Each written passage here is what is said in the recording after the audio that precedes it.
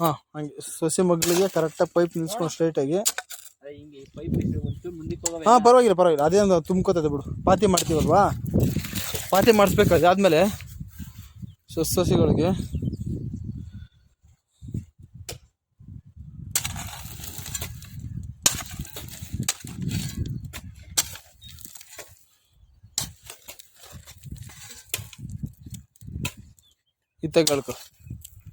ಇತ್ತಾಗಿರೋದು ಹೇಳ್ಕೊ ಒಂಚೂರು ಗೋವಿಂದ, ಈ ಕಡೆ ಹೇಳ್ಕೊ.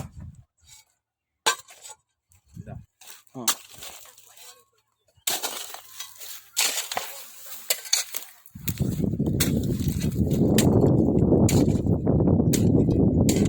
ಈ ಸಸಿಗಳಿಗೆ ಅಲ್ಲಲ್ಲೇ ಒಂಚೂರು ಮಣ್ಣು ಕಳ್ಕೊಬಿಟ್ಟದೆ ಏನಪ್ಪ, ಅದಕ್ಕೆ ಮಣ್ಣು ಹಾಕ್ರಿ ಒಂಚೂರು.